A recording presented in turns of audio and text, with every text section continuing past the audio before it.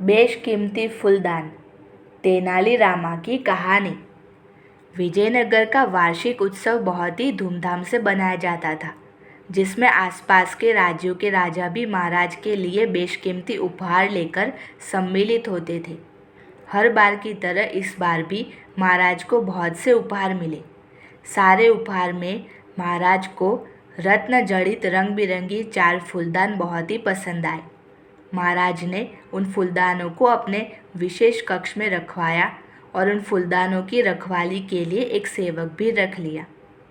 सेवक बहुत ही ध्यान से उन फूलदानों की रखवाली करता था, क्योंकि उसे ये काम सौंपने से पहले ही बता दिया गया था कि अगर उन फूलदानों को कोई भी नुकसान पहुंचा तो उसे बहुत ही बड़ी सज़ा मिलेगी। एक दिन सेवक बहुत ही सावधानी से उन फूलदानों की सफाई कर रहे थे कि अचानक उनके हाथ से एक फूलदान छूटकर ज़मीन पर गिरकर टूट गया। जैसे ही महाराज को ये बात पता चली तो उन्होंने 4 दिन बाद सेवक को सज़ा देने का आदेश दिया। महाराज का ये आदेश सुनते ही तेनालीरामा महाराज के पास आए और बोले, महाराज, एक फूलदान के टूट जाने पर आप अपने इतने पुराने सेवक को इतनी बड़ी सज़ा कैसे दे सकते हैं? ये तो सरासर नाइंसाफ़ी है। परंतु महाराज उस समय बहुत ही गुस्से में थे, इसलिए उन्होंने तेनालीरामा की बात पर विचार करना ज़रूरी नहीं समझा। जब महाराज नहीं समझे तो तेनालीरामा सेवक के पास गए और उनसे कहा, तुम चिंता मत करो, अब मैं जो कहूँ तुम उसे ध्यान से सुनना और सज़ा से पहले तुम वैसा ही करना। मैं यकीन दिलाता हूँ कि तुम्हें कुछ नहीं होगा। सेवक ने तेनालीरामा की सारी बात बड़े ही ध्यान से सुनी और बोले, मैं ऐसा ही करूँगा। सज़ा का दिन आया। सज़ा के समय महाराज भी वहाँ उपस्थित थे। सज़ा देने से पहले सेवक से उसकी अंतिम इच्छा पूछी गई।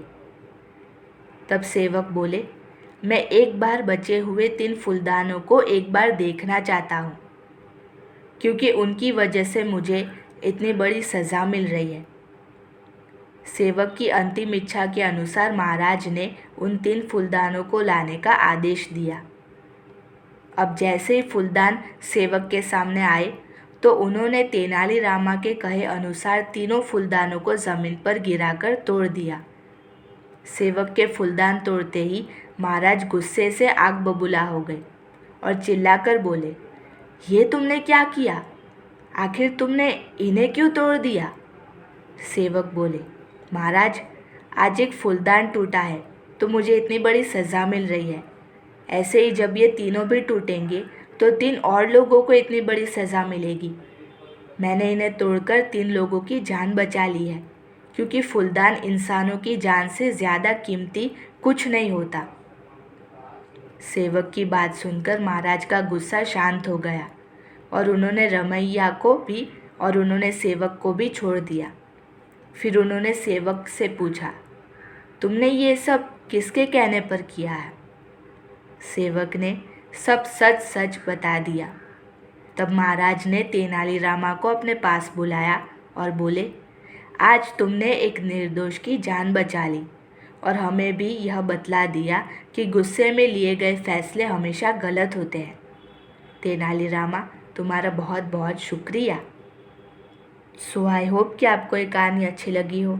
अगर आपको ये कहानी अच्छी लगी है तो प्लीज़ मेरी चैनल को सब्सक्राइब कर दीजिएगा और इस वीडियो को लाइक कर दीजिएगा और मेरी चैनल को सपोर्ट करना बिल्कुल भी मत भूलिएगा।